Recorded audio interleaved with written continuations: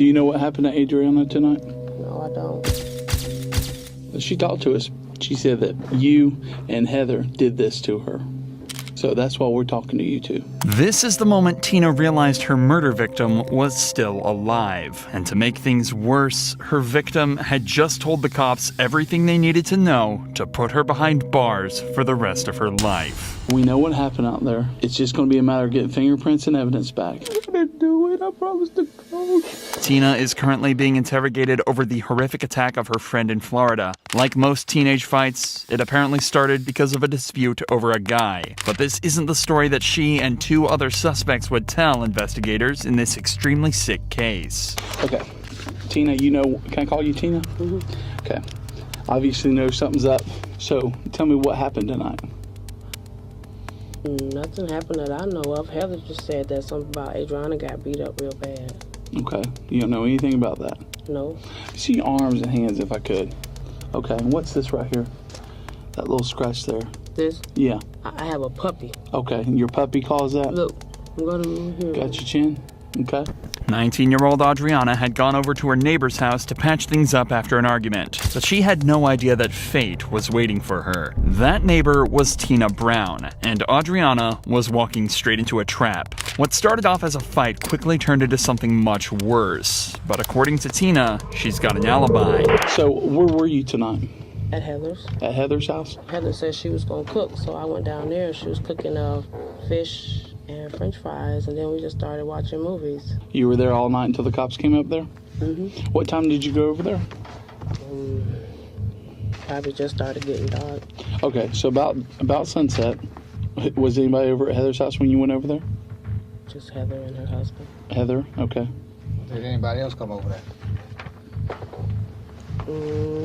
Her and her little friend girls were at the house. She said she hurt her hand, so usually we get there and everything is all right, so I don't end up going with her, but she said she was going to the emergency room. What time was that when they came by, you know? Was it long after you got there? No. Okay, so early in the evening? I don't know what time it was. Oh, okay. So about 30 to 45 minutes after sunset.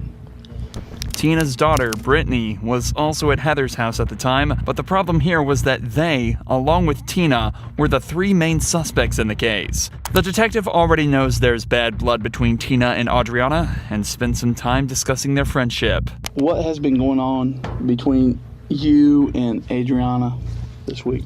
Oh, a whole bunch of stuff. Actually, me and Adriana were together today. Okay, where were y'all at together? At my house. Okay, what was going on there? We were just sitting there watching movies, trying to get my computer, pull it up where I can get iTunes and watch movies. Have y'all had any problems? Oh yeah, we've had problems.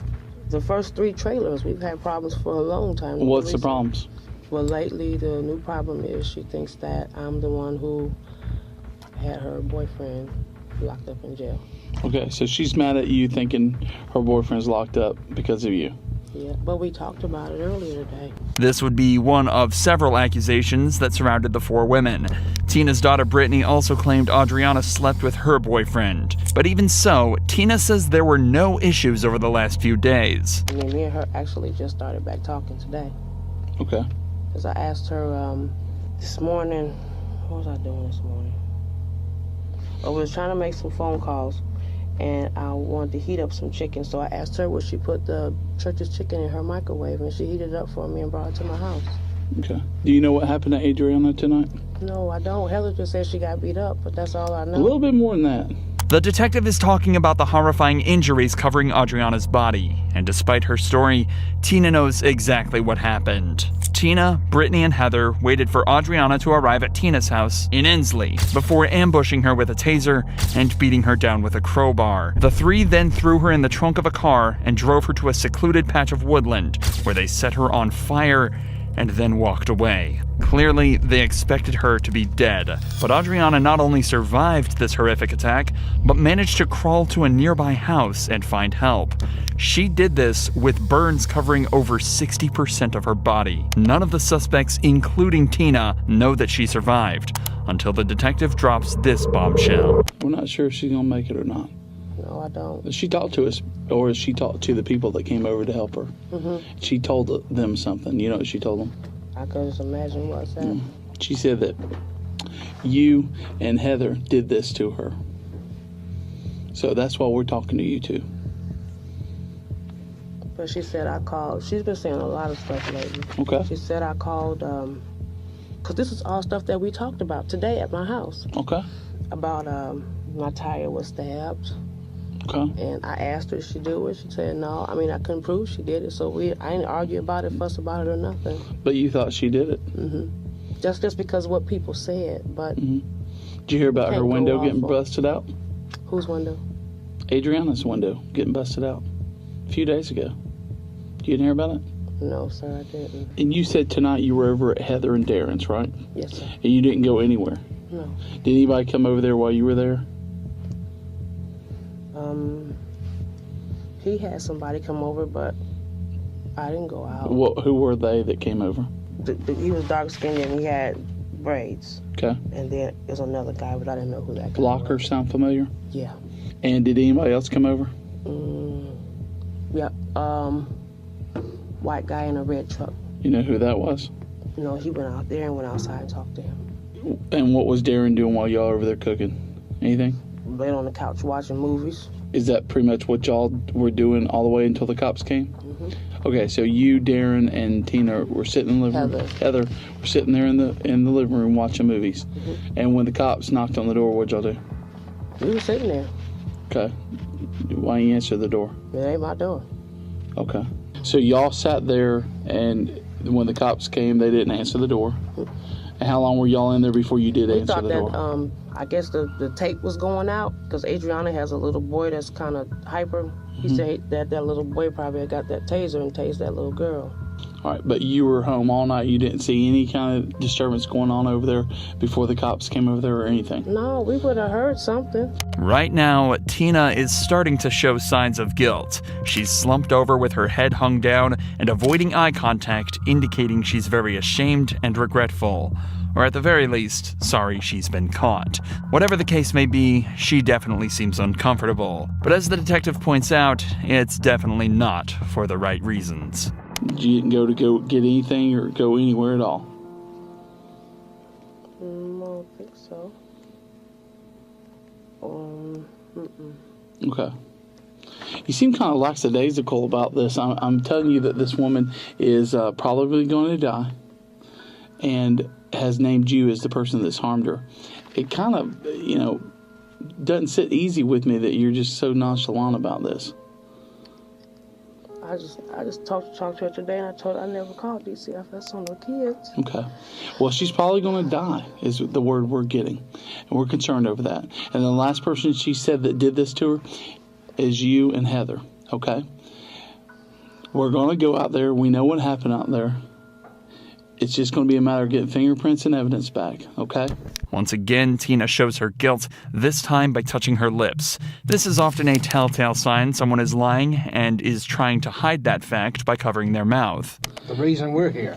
Basically, what she told the fireman was that you two came and grabbed her. Fireman?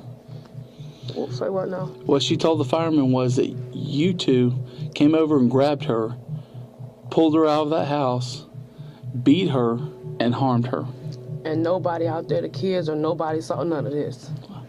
Nobody saw it. We talked to Lady everybody in that next door's neighborhood. kids are always outside. We've talked to everybody in the neighborhood. And You didn't saw them all nobody out hear there. Nothing? Nope. And she's saying that y'all did it. And we're sitting here talking to you, and then I'd certainly appreciate, and I know Tom appreciates that you're talking to us. But we got to get to the bottom of this, and we got to know what happened, the truth. And there are two choices here. Either you're going to tell us, or Heather's going to tell us. So, who's it going to be? I didn't do anything to her. Okay. Promise to God. And you were home all night. I was at Heather's house. You were at Heather's all night. Never left there. Because, see, the story between Heather and Darren is already shaky. And your story is a third version of what they've told us so far. It's a serious allegation. I mean, this is life-changing. and somebody's life may end over this. We're getting told that she's in pretty critical condition at this point and not likely to make it. When Adriana was found, she reportedly told her rescuers that Tina had never expected her to make it out of the woods, let alone make it to safety. But despite her brave fight, Adriana died from her ordeal 16 days after her rescue. I mean, she was just Why at my is house Adriana- today. Why she didn't tell me? I've been blamed for a lot. Well, it's a cycle over there. It goes trailer 1, trailer 2, trailer 3. Well, she didn't trailer do it to 4. herself. Somebody did it to her. Adriana been riding that bike all day today. Okay, but somebody did it to her. I didn't. Okay. I swear I But she's saying you did it. I didn't. Adriana been saying I didn't. I did It may a be lot the of last stuff. thing she tells somebody. You know? Tina, Heather, and Brittany were all found guilty of murder, with Tina believed to be the ringleader. Had Adriana not made it that day, these 3 killers could have escaped justice.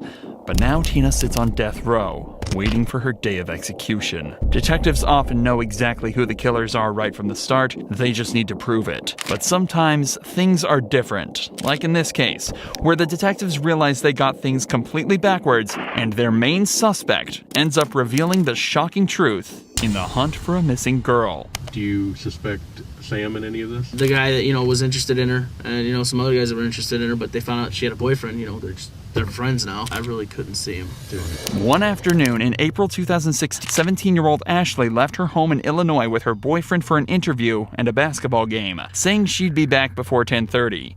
Ashley didn't return that night. Her terrified parents called the police, who found her boyfriend's vehicle abandoned with 2 outfits, one for the interview and one for the game. Adding up all the evidence, her boyfriend Jeremy was now the prime suspect and was taken in for questioning.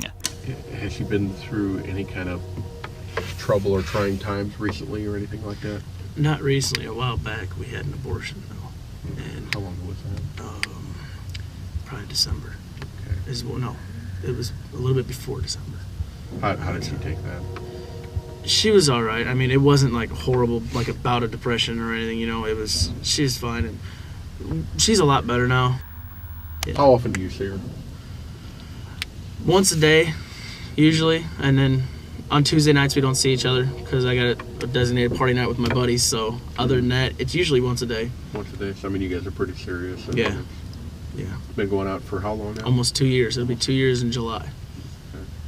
What if somebody came up and said that, that she had some marijuana in her room?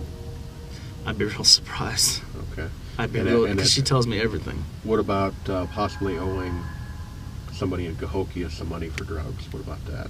I'd be really surprised. Do you know the name Mike? That name sound familiar? No. Maybe that's not familiar.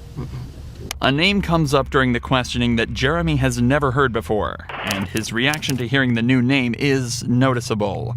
This would be one of many men in Ashley's life that he doesn't know about, but there's one that remains familiar to Jeremy. 27-year-old Sam. Do you suspect anything between Sam and Ashley? No. I couldn't see it. I mean, I trust them both too much. I mean, I trust her so much more than him, because it's my girlfriend. I don't think he would ever do anything to harm her, It's just, it doesn't seem like it's his nature. Well, what about if, possibly not even harming, but what about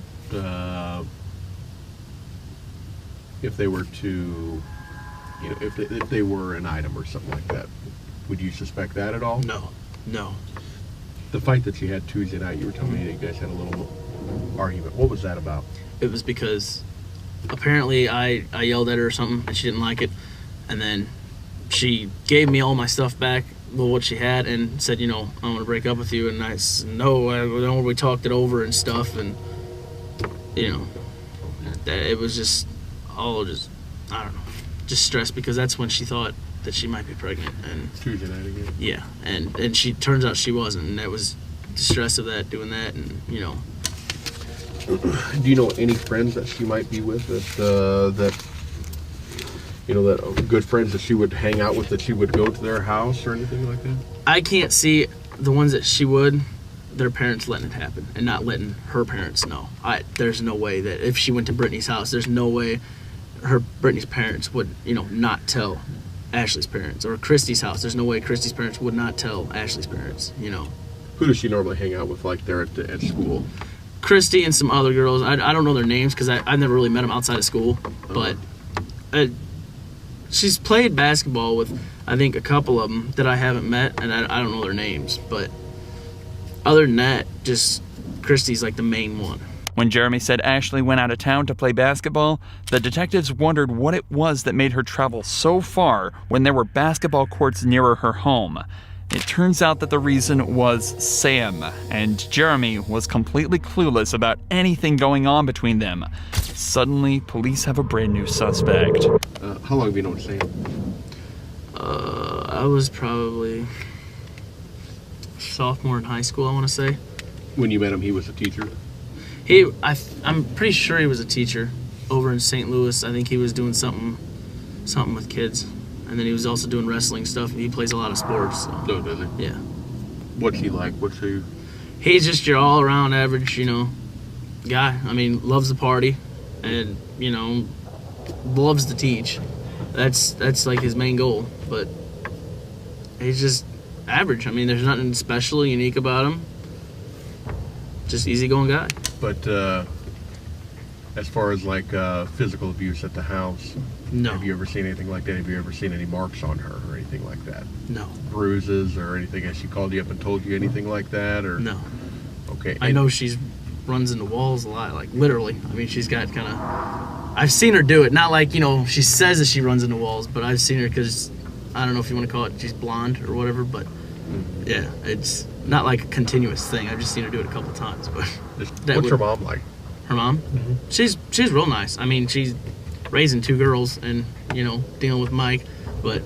What's he like? What's he? He's good. He's a good dad. I mean, he loves them both those kids to death. After pressing him for nearly an hour, it slowly became clear to detectives that Jeremy had nothing to do with his girlfriend's disappearance. But he had given them vital information about her 27-year-old basketball friend. Sam was a teacher at a rival school, and his number was found in Ashley's phone. It turns out they made an awful lot of phone calls to each other, so this time he was brought in for questioning. In a story we've all heard before, Sam started out by claiming their relationship was friendship and nothing more. Well, I'd give her like a hug goodbye. I would do that. That's not sexual, is it? To give someone a hug goodbye? I think she kind of started becoming obsessed with me. Because like I said, she was calling me literally nonstop at times. But after being confronted with the testimony of Ashley's friends, he changed his story. I will say this, we never kissed. We never kissed. Yes, we did have sex in the back of the vehicle there, and after that day, I felt absolutely terrible about that. Sam changed his story several times during the course of the questioning, and it was becoming clear to detectives he knew more than he was saying about Ashley's disappearance. The detective needs to break down the barrier that Sam has created, and in order to do that, they try to guilt him into a confession. They're going to use his most loved family members against him as a way of making him crumble. Your grandma's not here. I know. Your mom's not here. No, But you know what? In a way they are.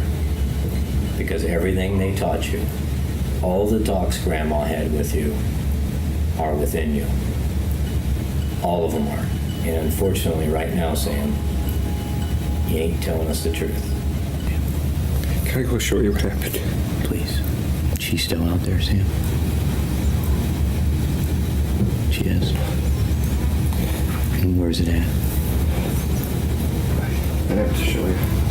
It took these detectives an agonizing 12 hours to crack Sam, but he finally admitted to being responsible for Ashley's disappearance. He told police that he got Ashley in a chokehold during the argument and heard her neck snap. He decided to make it look like she had been strangled, so he choked her again, and she became lifeless when he left the scene. Sam thought after 30 hours she would be long dead, and he was taking the police to find her body. But by some miracle, Ashley was found barely alive.